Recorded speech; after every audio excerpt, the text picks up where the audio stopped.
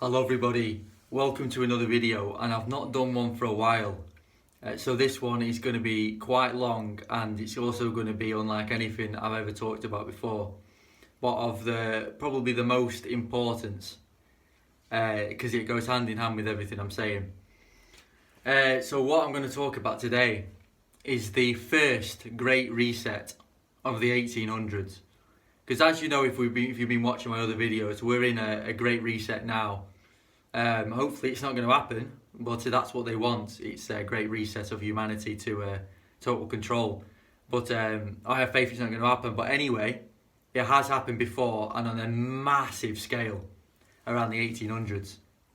So what happened was in the 1800s, or even, and if not slightly before, the controllers of our world eradicated any source of the old world and their technology and their advanced civilization that they had.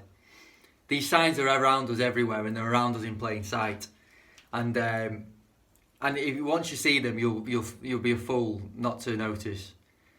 So what we've got is the number one thing that we've got anyway to look at is the buildings. How can an 1800s population, 1900s population of horse and cart build these cathedrals, structures, Stonehenge, these churches, mosques, Taj Mahal? This is an impossibility.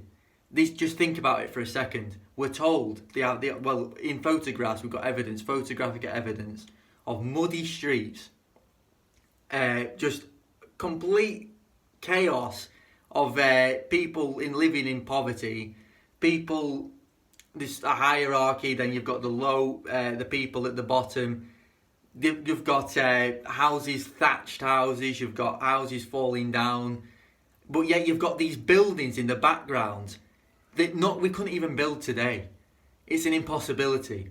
So that's your number one clue that something is not right, and it's in plain sight as well. And as you know, things are being hidden from us to do with now because they don't want us to realise our power. And the old world civilization was the most advanced. It's so advanced that you can't even think about how advanced they were, because they harnessed electromagnetic energy from the Earth's ionosphere, and via these power stations, which they were never churches, they were never mosques, and they were never churches, mosques, everything in their name. These were power stations. You can see it if you just look at an aerial, and you look at a church. They've got a spire. Why put a spire at the end of a church? It's an aerial. Then they've got domed resonators. They've got columns which are the same as spring. Copper coils. And then they've got the living water, is what it was called. They always have water at the end of the building, because the water was ionized and it was charged by the electromagnetic energy, and the living water acted like a battery. And it was such an advanced technology that they had in them days.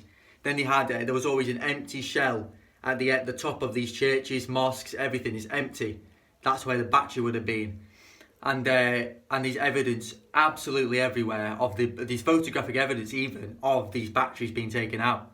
And but they claim that they were just finishing off the structure, but they were actually taking them out because they had to hide all evidence of what they were. And it's hard to explain everything that what went on then, but the evidence is clear, and it's staring you in the face once you look at these buildings and they look at the similarities between mosques, churches. They've all got these dome structures. They all look the same. They all look exactly the same.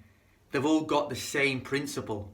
And once you put them all together, they didn't have the technology to travel around the world, take photographs, and then replicate the structures.